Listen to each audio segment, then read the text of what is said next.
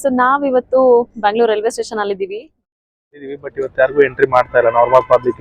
Actually ಇದು Dasara ಮೈಸೂರದಲ್ಲ, so ಇದು start ಆಗಿದ್ದು ಮೈಸೂರದಲ್ಲೂ ಅಲ್ಲ, ಕರ್ನಾಟಕದ ನಾಡ ಹಬ್ಬ ದಸರಾ ಆಗಿ ಕಂಟಿನ್ಯೂ ಆಗ್ತಾ ಇದೆ. ಆಶ್ರಮದ ರೆಪ್ಲಿಕಾ ಇದು ನೋಡೋದಾದ್ರೆ ಡಿ ಬಾಸ್ ನೆಮ್ಮದಿ ಊಟ ಕಂತು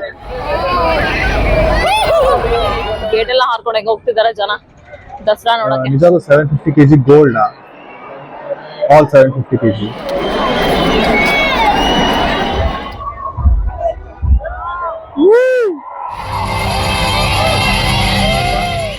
ನಾವು ಚಾಮುಂಡಿ ಬೆಟ್ಟ ನೋಡಕ್ ಆಗಿಲ್ಲ, ಫಿಲ್ಮ್ ನಲ್ಲೇ ಚಾಮುಂಡಿ ನೋಡ್ದಂಗ ಆಯ್ತು.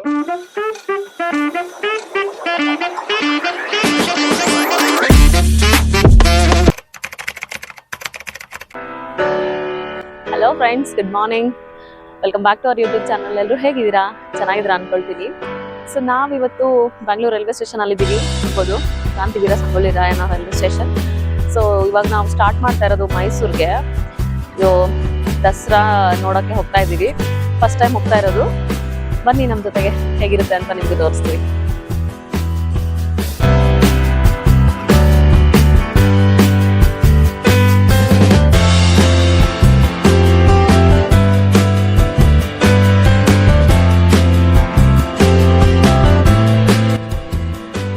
Here we meet again.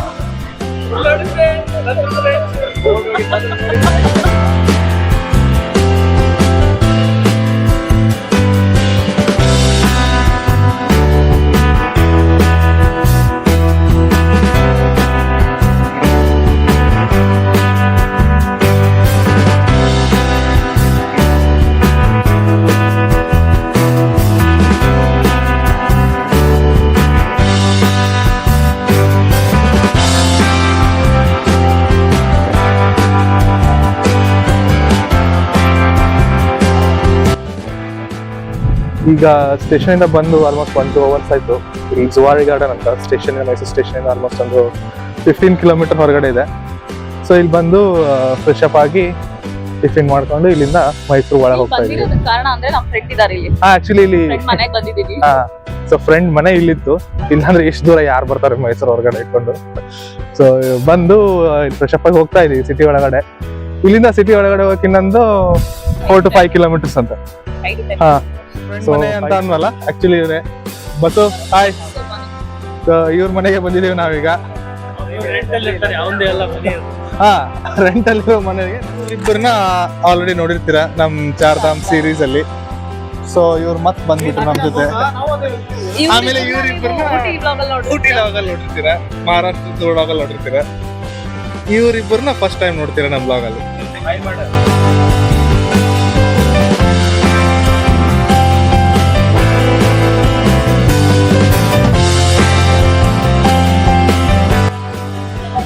ಬಸ್ಸಿಂದ almost ಒಂದು 10 ಕಿಲೋಮೀಟರ್ ಮುಂದೆ ಬಂದು ಇಲ್ಲಿ ಸಿಗ್ನಲ್ ಹತ್ರ ಇಳ್ಕೊಂಡಿದೀವಿ. ಇಲ್ಲಿಂದ ಆಲ್ಮೋಸ್ಟ್ ಒಂದು 2 ಕಿಲೋಮೀಟರ್ ಇದೆ ಪ್ಯಾಲೇಸ್.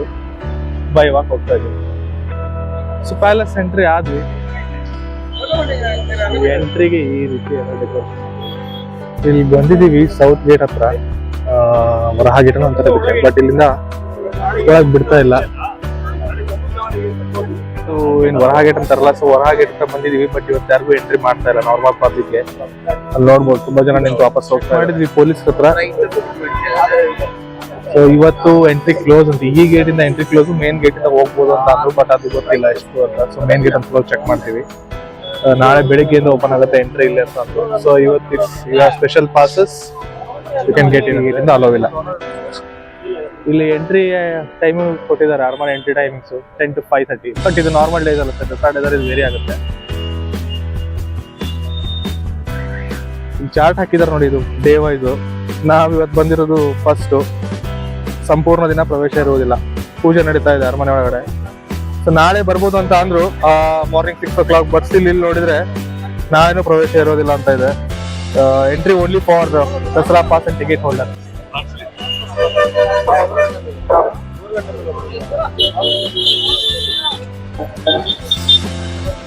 ಮೈಸೂರು ಪ್ಯಾಲೇಸ್ ಏನ್ ನೋಡ್ತಾ ಇದೀರಲ್ಲ, ಇದು 1399 ಇಂದ ಸ್ಟಾರ್ಟ್ ಆಗಿತ್ತು ಆಕ್ಚುಲಿ. ಸೊ 1399 ಇಂದ ಇಲ್ಲಿವರೆಗೂ 1950 ವರೆಗೂ ಒಡೆಯರ್ ವಂಶದವರು ಇದನ್ನ ಆಳ್ತಾ ಇದ್ರು. ಬಟ್ ಈಗ ನೋಡ್ತಾ ಇರೋ ಪ್ಯಾಲೇಸ್ 1399 ಬಿಲ್ಟ್ ಅಲ್ಲ, ಸೊ ಆ ಪ್ಯಾಲೇಸ್ ಅರೌಂಡ್ 18th ಸೆಂಚುರಿಲಿ ದಸರಾ ಸೆಲೆಬ್ರೇಷನ್ ಮಾಡ್ತಿರ್ಬೇಕಾದ್ರೆ ಅದು ಬೆಂಕಿ ಅವಘಡದಲ್ಲಿ ಆ ಪ್ಯಾಲೇಸ್ ಹೋಗ್ಬಿಟ್ಟು ಫುಲ್ ನಾಶ ಆಗಿತ್ತು. ಸೊ ಆಮೇಲೆ 1890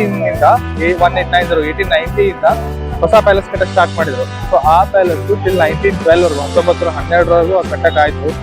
ಸೊ ಈಗ ನೋಡ್ತಾ ಇರೋ ಪ್ಯಾಲೇಸ್ ಅದೇ 19th ಸೆಂಚುರಿ ಏನ್ ಕಟ್ಟಿದಾರಲ್ಲ ರಿನ್ಯೂಡ್ ಪ್ಯಾಲೇಸ್. ಸೊ ಅದನ್ನ ಈಗ ನೋಡ್ತಾ ಇರೋದು ನಾವು. ಸೊ ಇದು 18th ಸೆಂಚುರಿನಲ್ಲಿ ಏನು ಬೆಂಕಿ ಅವಘಡ ಆಗಿತ್ತಲ್ಲ, ಅದು ರಾಜಕುಮಾರಿ ಜಯಲಕ್ಷ್ಮಿ ದೇವಿ ಅವರ ಮದುವೆ ಸಂದರ್ಭದಲ್ಲಿ ಆಗಿತ್ತು. ಸೊ ಅದಾದ್ಮೇಲೆ 1897ರಲ್ಲಿ ಮತ್ತೆ ರಿಬಿಲ್ಡ್ ಮಾಡಕ್ಕೆ ಸ್ಟಾರ್ಟ್ ಮಾಡಿದ್ದು. ಆವಾಗಿನ ಕಾಲಕ್ಕೇನೆ ಇದು ಅರಮನೆ ವೆಚ್ಚ ಬಂದು 41 lakhs ಆಗಿತ್ತಂತೆ. ಸೊ ಈಗ ನಾವೇನು ಮೈಸೂರು ದಸರಾ ಅಂತ ಹೇಳ್ತೀವಲ್ಲ, ಸೊ ಆಕ್ಚುಲಿ ಇದು ದಸರಾ ಮೈಸೂರದಲ್ಲ. ಸೊ ಇದು ಸ್ಟಾರ್ಟ್ ಆಗಿದ್ದು ಮೈಸೂರದಲ್ಲೂ ಅಲ್ಲ, ಇದು ಸ್ಟಾರ್ಟ್ ಆಗಿದ್ದು ಹಂಪಿ ವಿಜಯನಗರ ಟೈಮ್ ಅಲ್ಲಿ. ಸೊ ಅಲ್ಲಿಂದ ಇಲ್ಲಿ ಮೈಸೂರಿಗೆ ಹೇಗೆ ಬಂತು ಅದನ್ನ ಮುಂದೆ ಹೋಗ್ತಾ ಇದ್ದು.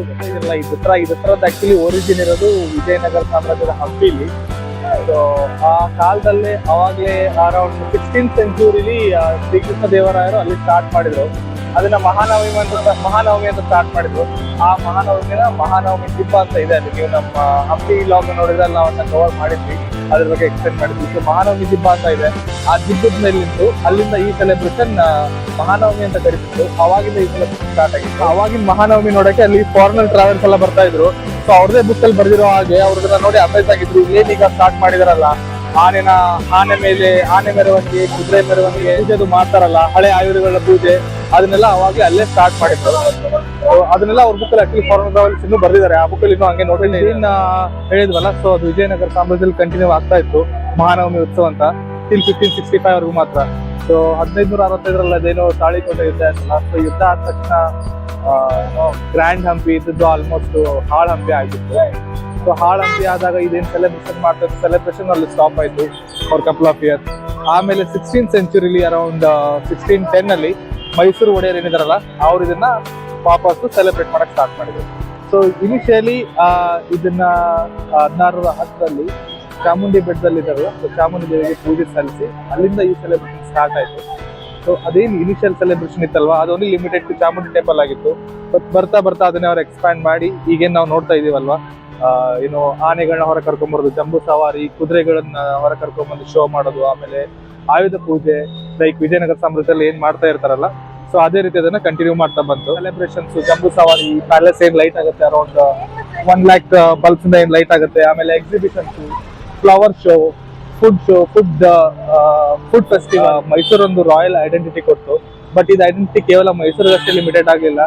This identity slowly started spreading in to all over Karnataka. So ಅಲ್ಲಿಂದ ಇದು ಮೈಸೂರು ಹಬ್ಬ ಹೊರತು ಕರ್ನಾಟಕದ ನಾಡ ಹಬ್ಬ ದಸರಾ ಆಗಿ ಕಂಟಿನ್ಯೂ ಆಗ್ತಾ ಇದೆ ಇವ್ರಿಗೆ. ಸೊ ಇವಾಗ ನಾವಿಲ್ಲಿ ಫ್ಲವರ್ ಶೋ ನೋಡಕ್ ಬಂದಿದೀವಿ. ಲಾಸ್ಟ್ ಟೈಮ್ ಲಾಲ್ಬಾಗಲ್ಲಿ ನೋಡಿದ್ವಿ ನಾವು ಫ್ಲವರ್ ಶೋನ. ಇವಾಗ ಮೈಸೂರಲ್ಲಿ ನೋಡ್ತಾ ಇದೀವಿ. ಇದು ನಿಷಾದ್ ಬಾಗ್ ಪಾರ್ಕ್, ಪಣ್ಣ ಪಾರ್ಕ್ ಅಂತ ನಾನು ಕರೀತಿಗೆ. ಸೊ ಒಳಗಡೆ ಹೋಗೋಣ. ಇಲ್ಲಿ ಟಿಕೆಟ್ ಪ್ರೈಸ್ ಬಂದು ಮಕ್ಕಳಿಗೆ 25 ರೂಪೀಸ್, ಹಾಗೆ ಅಡಲ್ಟ್ಸ್ಗೆ 50 ರೂಪೀಸ್.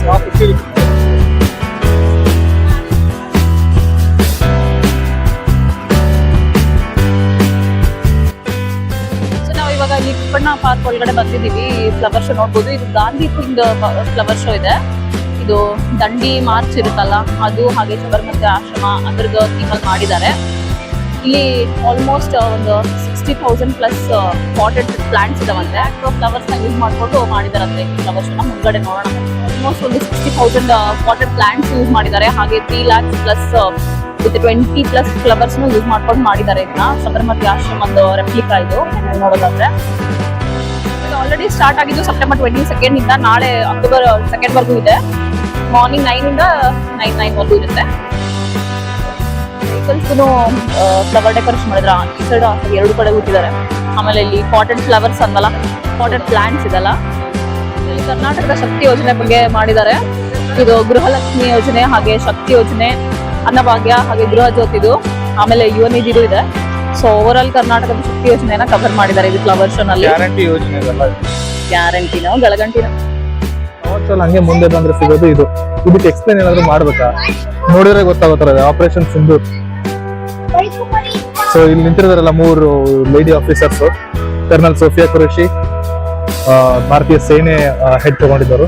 ಆಮೇಲೆ ವಿಂಗ್ ಕಮಾಂಡರ್ ಯೋಮಿಕಾ ಸಿಂಗ್ ವಾಯುಪಡೆ ಹೆಡ್ ತಗೊಂಡಿದ್ದರು. ಆಮೇಲೆ ಲೆಫ್ಟಿನೆಂಟ್ ಕಮಾಂಡರ್ ಪ್ರೇರಣಾ. ನೌಕಾಪಡೆ ಹೆಡ್ ಇರೋರು. ಬಟ್ ಒನ್ ಥಿಂಗ್ ಏನಂದ್ರೆ ಅಲ್ಲಿ ನೋಡಿದ್ವಿ ನಾವು ಏನೋ ಬೃಹತ್ ಜ್ಯೋತಿ ಯೋಜನೆ ಇತ್ತಲ್ಲ, ಅಲ್ಲಿ ಕ್ಲಿಯರ್ ಆಗಿ ಹೆಸರು ಹಾಕಿರೋ ಹಂಗೆ ಇದು ಕ್ಲಿಯರ್ ಆಗಿ ಹೆಸರು ಮೆನ್ಷನ್ ಮಾಡಿಲ್ಲ. ಅದನ್ನ ಮಾಡಿದ್ರೆ ತುಂಬಾ ಚೆನ್ನಾಗಿರೋದು, ಎಲ್ರಿಗೂ ಅರ್ಥ ಆಗಿರೋದು. ಬೃಹತ್ ಜ್ಯೋತಿ ಆಪರೇಷನ್ ಸಿಂಧೂರ್ಗಿಂತ ಏನು ದೊಡ್ಡದಲ್ಲ, ಇದನ್ನ ಇನ್ನೂ ಚೆನ್ನಾಗಿ ಮಾಡ್ಬೋದಿತ್ತು. ಸೊ ಇಲ್ಲಿ ನೀವು ನೋಡ್ತಾ ಇರೋದು ಮೈಸೂರು ದಸರಾದ್ದು ಅಂಬಾರಿ ಫ್ಲವರ್ ಶೋ ನಲ್ಲಿ. ಸೊ ನಾಳೆ ನೋಡೋಕ್ಕಿಂತ ಮುಂಚೆ ನಾವು ಇವತ್ತು ಇಲ್ಲೇ ನೋಡ್ತಾ ಇದ್ದೀವಿ.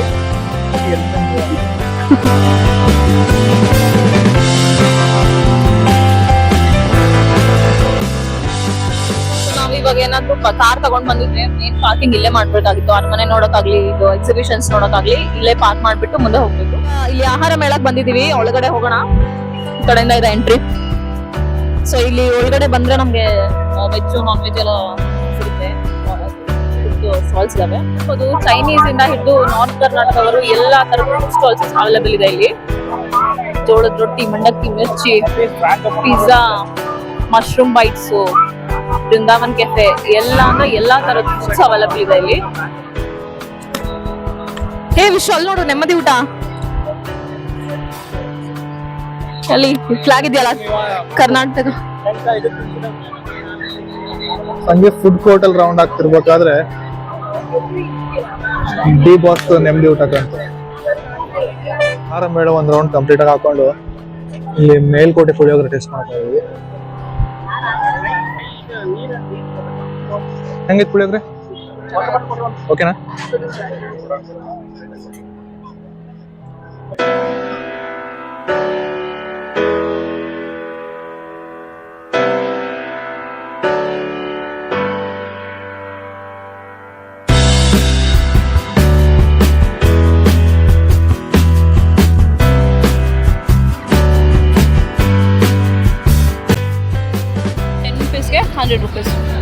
₹100. ಮತ್ತೆ 10 ರೂಪಾಯಿಗೆ ಒಂದು ಪೀಸು ಚೆನ್ನಾಗಿದೆ ಸರ್. ಎಷ್ಟು ವಾಟರ್ ಬಾಟಲ್ ಆ್ಯಕ್ಚುಲಿ 10 ರೂಪಾಯಿಗೆ 750 ml ಸಿಗುತ್ತೆ. ಬಟ್ ಆಲ್ಸೋ ಏನೋ ಫಿಲ್ಟ್ರದ್ದು ಟ್ಯಾಂಕೇ ಇಟ್ಟಿದ್ದಾರೆ ಇಲ್ಲಿ ನೀರು ತುಂಬ್ಕೊಳ್ಳೋಕ್ಕೆ. ಫುಡ್ ಎಲ್ಲ ಟೇಸ್ಟ್ ಮಾಡಿ ಫೈನಲಿ ಹಟ್ಟಿ ಕಾಪಿಲಿ ಟೀ ಕುಡಿಯೋಕೆ ಬಂದಿದ್ದೀವಿ.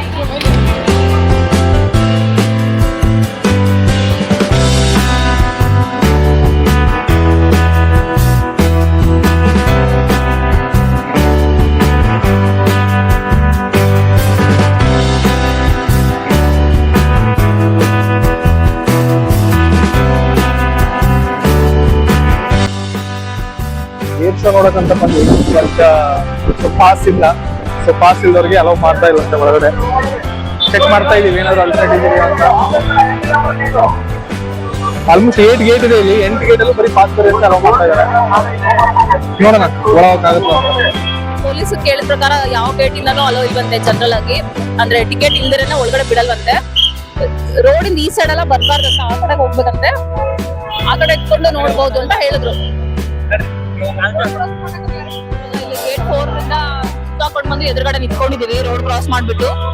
ಇಲ್ಲೇ ಚೆನ್ನಾಗಿ ಕಾಣಿಸುತ್ತೆ ಅಂತ ಹೇಳ್ತಾ ಇದ್ರು ಪೊಲೀಸ್ ಅವ್ರು. ವಿಚಾರಿಸಿದ್ರೆ ನೋಡ್ಬೇಕು ಎಷ್ಟು ಚೆನ್ನಾಗಿ ಕಾಣುತ್ತೆ ಅಂತ. ನಿಮ್ಗೂ ತೋರಿಸ್ತೀವಿ, ಹಾಗೆ ಅಪ್ಡೇಟ್ ಮಾಡ್ತೀವಿ ಏನಾಗುತ್ತೆ ಅಂತ. Stay tune.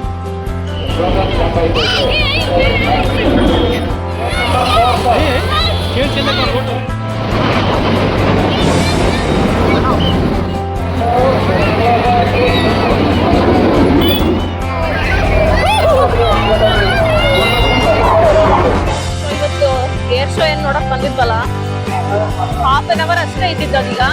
ಒಳಗಡೆ ಹೋಗಿದ್ರೆ ನಾವೇನಾದ್ರೂ ಪಾಸ್ ತಗೊಂಡು ವೇಸ್ಟ್ ಆಗ್ತಿತ್ತು. ಇಲ್ಲಿಂದ ಕರೆಕ್ಟ್ ಆಗಿ ಏನು ಕಾಣಲಿಲ್ಲ. ಇವಾಗ ನೋಡ್ಬೋದು ರೋಡ್ ಸೈಡ್ ಇಂದ ನೋಡ್ಬೋದು. ಬಟ್ ಮರಗಳು ತುಂಬಾ ಇದೆ ಇಲ್ಲಿ, ಕರೆಕ್ಟ್ ಆಗಿ ಕಾಣಲ್ಲ. ಅದೇ ಅದು ಕಾಣೋದು ಹೋಗ್ತಾ ಇದೀವಿ. ನೆಕ್ಸ್ಟ್ ಎಲ್ಲಿಗೆ ಹೋಗ್ತಾ ಇದೀವಿ ಅನ್ನೋದನ್ನ ಅಪ್ಡೇಟ್ ಮಾಡ್ತೀವಿ. ಈಗ ಏರ್ ಶೋ ಮುಗಿಸ್ಕೊಂಡು ಇಲ್ಲಿ PVR ಬಂದಿದ್ದೀವಿ. ಇವತ್ತೊಂದು ಮೂವಿ ರಿಲೀಸ್ ಆಗೋದಿತ್ತು. ಸೊ ಪ್ರೀಮಿಯರ್ ಶೋ ಇತ್ತು ಅಂತ ಮಧ್ಯಾಹ್ನ ಗೊತ್ತಾಯ್ತು. ಸೊ ಪ್ರೀಮಿಯರ್ ಶೋ ಬುಕ್ ಮಾಡ್ಕೊಂಡ್ವಿ. ಇನ್ನೊಂದು ಸ್ವಲ್ಪ ಹೊತ್ತಲ್ಲೇ ಸ್ಟಾರ್ಟ್ ಆಗುತ್ತೆ. ಸೊ ನಾವು ಬಂದಿರೋದು ಈ ಮೂವಿಗೆ. ಈ ಮೂವಿ ಬರೋ ಪ್ಲಾನ್ ಏನು ಇರಲಿಲ್ಲ. ಸೊ ಮೈಸೂರು ದಸರಾ ಲೈಟಿಂಗ್ಸ್ ನೋಡ್ಬೇಕು ಅಂತ ಪ್ಲಾನ್ ಮಾಡ್ಕೊಂಡಿದ್ವಿ ಈವ್ನಿಂಗ್. ಸೊ ಬೈ ಚಾನ್ಸ್ ಮಧ್ಯಾಹ್ನ ನೋಡಿದ್ವಿ, ಪ್ರೀಮಿಯರ್ ಶೋ ಓಪನ್ ಆಗಿತ್ತು. ಸೊ ದಸರಾ ಲೈಟಿಂಗ್ ನಾಳೆ ನೋಡೋಣ, ಇವತ್ತು ಕಾಂತಾರದ ಲೈಟಿಂಗ್ ನೋಡೋಣ ಅಂತ PVR ಬಂದಿದ್ದೀವಿ. ಶೋ ಆಲ್ಮೋಸ್ಟ್ ಹೊಸಫುಲ್ ಅವತ್ರ ಇದೆ.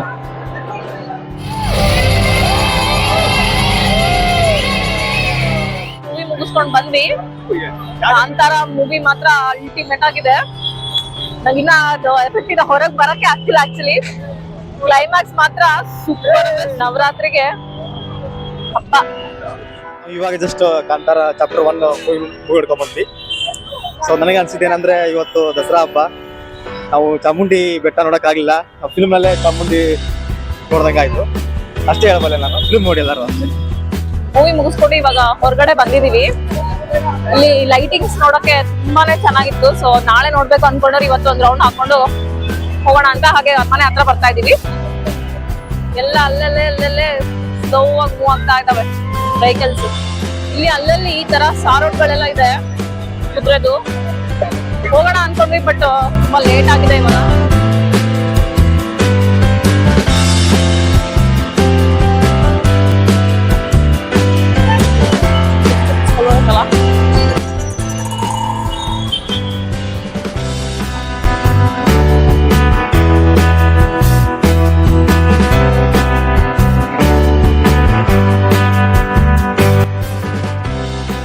ಸೊ ಇವಾಗ ಜಸ್ಟ್ ನಾವು ಮನೆ ರೀಚ್ ಆದ್ವಿ. 11:30 ಆಗಿದೆ ಟೈಮು. ಇವಾಗ ತುಂಬಾನೇ ಟ್ರಾಫಿಕ್ ಇತ್ತು. ನೋಡ್ಬೇಕು ನಾಳೆ ಇನ್ನ ಹೇಗಿರುತ್ತೋ ಅಂತ. ಇವತ್ತಿನ ದಿನ ಇಲ್ಲಿಗೆ ಎಂಡ್ ಮಾಡ್ತಾ ಇದ್ದೀನಿ. ನಾಳೆ ದಸರಾದ ಅಂಬಾರಿ ನೋಡಕ್ ಹೋಗ್ಬೇಕು. ಸೊ ಇನ್ನ ಲಾಂಗ್ ಡೇ ಇರುತ್ತೆ. See you tomorrow. Bye. Hello friends, good morning. ಇವತ್ತು ನಮ್ಮ ಮೈಸೂರಿನ ಸೆಕೆಂಡ್ ಡೇ. ಸೊ ನಾವಿವಾಗ ಹೋಗ್ತಾ ಇದ್ದೀವಿ ಅಂಬಾರಿ ನೋಡೋಕೆ. ಟೈಮ್ ಬಂದು 11:30 ಆಗಿದೆ. ಈಗ ಅರೌಂಡ್ 1 o'clock ವರೆಗೂ ನಾವಲ್ಲಿ ಮೈಸೂರನ್ನ ರೀಚ್ ಆದ್ರೆ ಆಯ್ತು ಅಂತ ಅನ್ಕೊಂಡಿದ್ವಿ. ಮೈಸೂರು ಅಂದ್ರೆ ನಾವೀಗ ಔಟ್ಸ್ಕರ್ಟ್ ಅಲ್ಲಿ ಇರೋದ್ರಿಂದ ನಮ್ಗೊಂದು 1/2 hour to 45 minutes ಬೇಕು ರೀಚ್ ಆಗೋಕ್ಕೆ. ಸೊ ಅಲ್ಲಿ ಹೋಗ್ಬಿಟ್ಟು ನೋಡೋಣ ಹೇಗಿರುತ್ತೆ ಏನೋ ಅಂತ. ತುಂಬಾ ಅಂದ್ರೆ ತುಂಬಾನೇ ರಶ್ ಇದೆ ಇಲ್ಲಿ. ನೋಡೋಣ ಅದ್ನ ಈ ಕಡೆ ಹೋಗೋಣ. ಸ್ಟ್ರೇಟ್ ವೇ ಹೋಗ್ಲಾರ್ದು ಇಲ್ಲಿ ನೋಡಿ, ಇಲ್ಲಿ ಗೇಟ್ ಎಲ್ಲ ಹಾರ್ಕೊಳಕ್ಕೆ ಹೋಗ್ತಿದಾರೆ ಜನ ದಸರಾ ನೋಡಕ್ಕೆ. by any chance ಜಾಗ ಇದೆ. This is also close.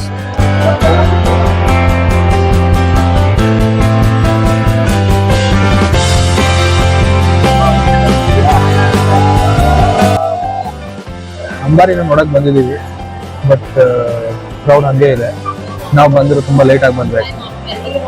2 ಗಂಟೆ ಆಯ್ತು. ನಾವು ಒಂದು 9 ಗಂಟೆಗೆ ಬರ್ಬೇಕಾಗಿತ್ತು ಬಟ್ 2 ಗಂಟೆ ಆಯ್ತು ಆಲ್ರೆಡಿ. ಬಟ್ ಅಂಬಾರಿ ಬಗ್ಗೆ ಎಲ್ರಿಗೂ ಗೊತ್ತಿರೋದು ಐ ಥಿಂಕ್ ಸ್ವಲ್ಪ ಫ್ಯಾಕ್ಟ್ಸ್ ಅಷ್ಟೇ. ಅಂಬಾರಿ ದಸರಾ ಟೈಮಲ್ಲಿ ಬರುತ್ತೆ. 9th ಡೇ ಹೊರಗಡೆ ತೆಗಿತಾರೆ. ಪ್ಯಾಲೇಸ್ ಸುತ್ತ, ಮೈಸೂರು ಸ್ಟ್ರೀಟ್ ಸುತ್ತ ರೌಂಡ್ ಆಗುತ್ತೆ. ಲಾಸ್ಟಿಗೆ ಬನ್ನಿ ಮಂಟಪ ಹೋಗಿ ಎಂಡ್ ಆಗುತ್ತೆ. ಬಟ್ ಅದ್ರ ಬಿಟ್ಟು ಇನ್ನು ಕೆಲವೊಂದು ಇಂಟ್ರೆಸ್ಟಿಂಗ್ ಫ್ಯಾಕ್ಟ್ಸ್ ಇದೆ. ಐ ಥಿಂಕ್ ತುಂಬಾ ಜನರಿಗೆ ಗೊತ್ತಿರಲ್ಲ. ಅಂಬಾರಿ ಮೇಲಿರೋ ಐಡಲ್, ಆಮೇಲೆ ಬನ್ನಿ ಮಂಟಪ ಹೋದ ತಕ್ಷಣ ಆಮೇಲೆ ಅದನ್ನ ಏನ್ ಮಾಡ್ತಾರೆ, ಎಲ್ಲಿರ್ತಾರೆ, ಆಮೇಲೆ ಅಂಬಾರಿ ನಿಜವಾಗ್ಲೂ 750 kg ಗೋಲ್ಡ್, ಆಲ್ 750 kg. ಅಂಬಾರಿ ಹೊತ್ತಿರೋ ಆನೆಗಳೆಲ್ಲ ಕಾಮನ್ ಆನೆಲ್ಲ ಎಲ್ಲಿರುತ್ತೆ, ಅದ್ರ ಪ್ರಿಪ್ರೇಷನ್ ಹೇಗಿರುತ್ತೆ. ಆಮೇಲೆ ಅಂಬಾರಿ ಮೇಲೆ ಈಗೇನೋ ದೇವಿ ಐಡಲ್ ಇರುತ್ತೆ ಬಟ್ ಮುಂಚೆ ದೇವಿ ಐಡಲ್ ಇರ್ತಿರ್ಲಿಲ್ಲ. ಅಲ್ಲಿ ಆಮೇಲೆ ರಾಜಕುಮಾರಲ್ಲಿ ಮಾಡ್ತಾ ಇದ್ರು. ಸೊ ಕೆಲವೊಂದು ಇಂಟ್ರೆಸ್ಟಿಂಗ್ ಫ್ಯಾಕ್ಟ್ಸ್ ಇದೆ. ಅದ್ರ ಬಗ್ಗೆ ಮುಂದೆ ಹೋಗ್ತಾ ಹೋಗ್ತೀವಿ. ವಿಜಯದಶಮಿಯ ಜಂಬೂ ಸವಾರಿ ಈ ಅಂಬಾರಿ ಇದು ಕೇವಲ ಒಂದು ಪ್ರೊಸೆಷನ್ ಅಲ್ಲ.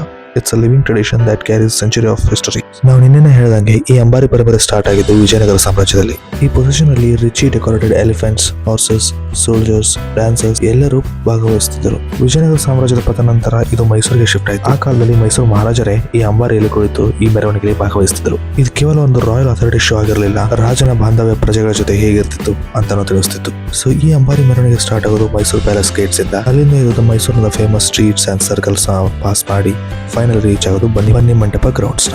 ಅಂಬಾರಿ ಬರೋಕ್ಕಿಂತ ಮುಂಚೆ ಇದೇ ಸ್ಟ್ರೀಟ್ಸ್ ಅಲ್ಲಿ ಕರ್ನಾಟಕದ ಫೇಮಸ್ ಆರ್ಟ್ಸ್ ಮತ್ತು ಯೂನಿಕ್ ಶಿಲ್ಪಕಲೆ ಹಾಗೆ ಕರ್ನಾಟಕದ ಎಲ್ಲ ಜಿಲ್ಲೆಗಳ ಐಡೆಂಟಿಟಿಯ ಮೆರವಣಿಗೆ ಹೋಗುತ್ತೆ. ನಾವು ನೋಡೋ 750 kg ಗೋಲ್ಡನ್ ಅಂಬಾರಿ ಬಿಲ್ಡ್ ಆಗಿದ್ದು ಎರಡನೇ ಕೃಷ್ಣರಾಜ ಒಡೆಯರ್ ಕಾಲದಲ್ಲಿ ಅರೌಂಡ್ 1840. ಅಂಬಾರಿನ ಸ್ಕಿಲ್ಡ್ ಅಕ್ಕಸಾಲಿಗರ ಕಡೆಯಿಂದ ಮಾಡಿಸಿದ್ರು. ನಾವು ನೋಡೋ ಅಂಬಾರಿ complete 750 kg is not a gold. ಇದರಲ್ಲಿ 85 kg is pure gold and rest is coated with golden sheets. Almost ಒಂದು 3 ಅವರಿಂದ ವೇಟ್ ಮಾಡ್ತಾ ಇದೀವಿ. 1 ಗಂಟೆಗೆ ಬಂದಿದ್ವಿ. 4 ಕಾಲ ಆಯ್ತು ಈಗ.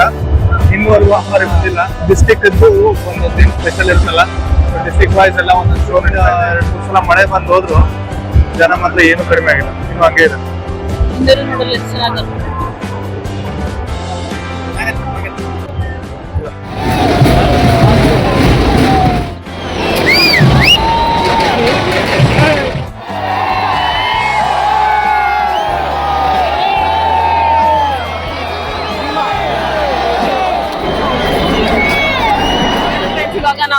ಅಂಬಾರಿನ ಜಸ್ಟ್ ನೋಡಿದ್ವಿ.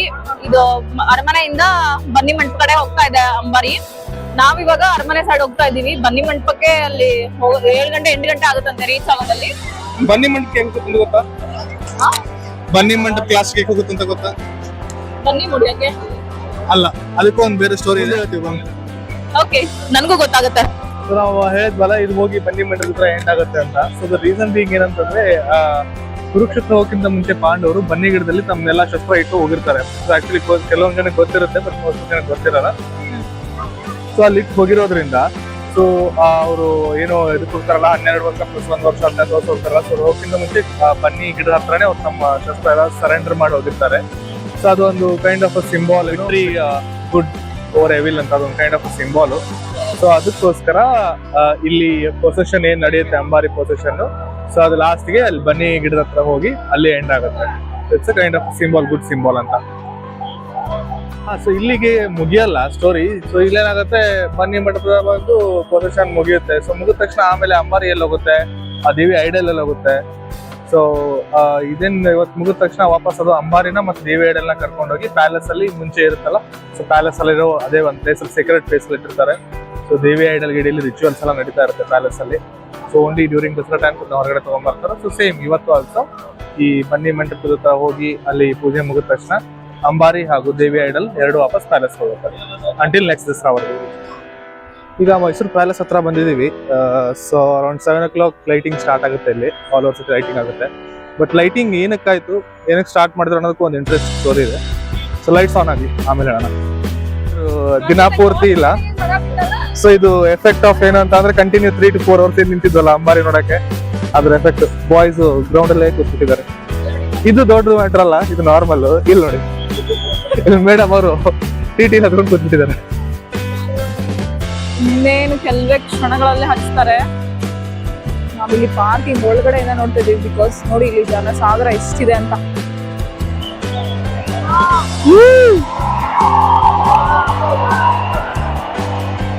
ಸೊ ಲೈಟಿಂಗ್ ಆನ್ ಆಯ್ತು ಈಗ. ಸೊ ಲೈಟಿಂಗ್ ಏನಕ್ಕೆ ಇದು ಸ್ಟಾರ್ಟ್ ಮಾಡಿದ್ದಾರೆ ಡ್ಯೂರಿಂಗ್ ದಸರಾ ಟೈಮ್ ಅಲ್ಲಿ ಅಂದ್ರೆ, 1910 ಅಲ್ಲಿ ಏನಿದು ಶ್ರೀ ನಾಲ್ವಡಿ ಕೃಷ್ಣರಾಜ ಒಡೆಯರ್ ಇದ್ರಲ್ಲ, ಸೊ ಅವಾಗಿಂದ ಸ್ಟಾರ್ಟ್ ಆಯ್ತು. ಸೊ ಆ ಟೈಮಲ್ಲಿ ಮೈಸೂರು ವಾಸ್ ಕಾಲ್ಡ್ ಆಸ್ ಏನೋ ಮಾಡರ್ನ್ ಸ್ಟೇಟ್ ಆಫ್ ಇಂಡಿಯಾ ಅಂತ ಕರಿತಾ ಇದ್ರು ಅದನ್ನ. ಸೊ ಆ ಲೆವೆಲ್ಗೆ ಇದು ಪ್ರೋಗ್ರೆಸ್ ಆಗ್ತಾ ಇತ್ತು. ಸೊ ಎಲ್ಲಾ ಮ್ಯಾಟ್ರಲ್ಲಿ, ಕಲ್ಚರ್ ಆಗಲಿ, ಏನೋ ಎಲೆಕ್ಟ್ರಿಸಿಟಿ ಆಗಲಿ, ಸೊ ಎಲ್ಲಾ ಆಸ್ಪೆಕ್ಟ್ಸ್ ಅಲ್ಲೂ ಅವಾಗ ಮೈಸೂರು ಒಂದ್ ಲೆವೆಲ್ ಮೇಲೆ ಇತ್ತು. ಸೊ ಆ ಟೈಮಲ್ಲಿ ಕೃಷ್ಣರಾಜ ಒಡೆಯರ್ಗೆ ಅನ್ಸಿತ್ತು, so I can be promote this ಅಂತ. ಸೊ ಪ್ರಮೋಟ್ ಮಾಡಕ್ಕೆ Dasara is good occasion. So ಆ ಥಾಟ್ಗೋಸ್ಕರ, ಸೊ ಆ ಥಿಂಕಿಂಗ್ ಇಂದ ದಸರಾ ಟೈಮಲ್ಲಿ ಈ ಲೈಟಿಂಗ್ಸ್ ನ ಹಚ್ಚಿ ನಮ್ದೇನ್ ಪ್ರೋಗ್ರೆಸ್ ಇದೆ, ನಮ್ ಕಲ್ಚರ್ ಇದೆ, ಅದನ್ನ ಪ್ರಮೋಟ್ ಮಾಡೋಣ ಅಂತ ಅವಾಗಿಂದ ಸ್ಟಾರ್ಟ್ ಮಾಡಿದ್ರು. ಸೊ ಇನಿಷಿಯಲ್ ಟೈಮ್ ಅಲ್ಲಿ ಕಪಲ್ ಆಫ್ ಥೌಸಂಡ್ಸ್ ಪಲ್ಸ್ ಬೆಳಗ್ತಾ ಇತ್ತು ಆಲ್ ಓವರ್ ಮೈಸೂರು ಪ್ಯಾಲೇಸ್ ನ. ಸೊ ಈಗ 1 lakh. ಸೊ ಸ್ಟಾರ್ಟ್ ಮಾಡಿದ್ದು ಥೌಸಂಡ್ಸ್ ಬಲ್ಬ್ ಇಂದ. ಅವಾಗ ಎಲೆಕ್ಟ್ರಿಸಿಟಿ ಬಲ್ಬ್ ಯೂಸ್ ಮಾಡ್ತಾ ಇದ್ರು. ಸೊ ಆಮೇಲೆ ಪ್ರೋಗ್ರೆಸ್ ಆಗ್ತಾ ಆಗ್ತಾ ಥೌಸಂಡ್ಸ್, 10,000, 50,000, 90,000 ಆಗಿ ಈಗ ಕರೆಂಟ್ಲಿ 1 lakh ಬಲ್ಬ್ ಬೆಳಗ್ತಾ ಇದೆ ಆಲ್ ಓವರ್ ಮೈಸೂರು. ಈಗ ಇದನ್ನ ಇಂಟಿಗ್ರೇಟ್ ಮಾಡಿದ್ದಾರೆ. ಸೊ ಪ್ಯಾಲೇಸ್ ಅಲ್ಲೇ ಒಂದು ಪವರ್ ಹೌಸ್ ಇದೆ. ಆ ಪವರ್ ಹೌಸ್ ಇಂದ ಡೈಲಿ ದಸರಾ ಟೈಮ್ ಅಲ್ಲಿ 7 o'clock ಈ ಲೈಟ್ ನ ಬೆಳಗಿಸ್ತಾರೆ. ಇವಾಗ ಇಲ್ಲಿ ಪ್ಯಾಲೇಸ್ ಎದುರುಗಡೆ ದಸರಾ ಎಕ್ಸಿಬಿಷನ್ ನಡೀತಾ ಇದೆ, ಅಲ್ಲಿ ಬಂದಿದ್ದೀವಿ. 50 rupees ಎಂಟ್ರೆನ್ಸ್ ಫೀಸ್ ಇದೆ. ಒಳಗಡೆ ಹೋಗೋಣ, ಏನೇನಿದೆ ಎಲ್ಲ ನೋಡೋಣ. ಆ ಕಡೆ ನೋಡಿ ಲೈಟಿಂಗ್ ಹೋಗೋಣ.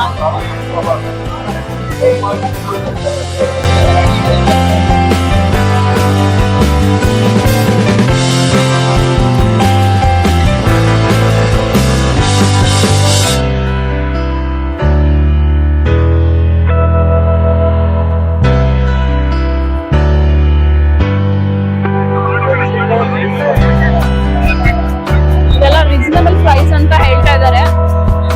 ಇಲ್ಲಿ ಇವಾಗ ನೋಡ್ತಾ ಇರೋದು ಮ್ಯಾಂಗೋ ಬೈಟ್ ಅಂತ, ನಾವು ಚಿಕ್ಕಿದ್ದು.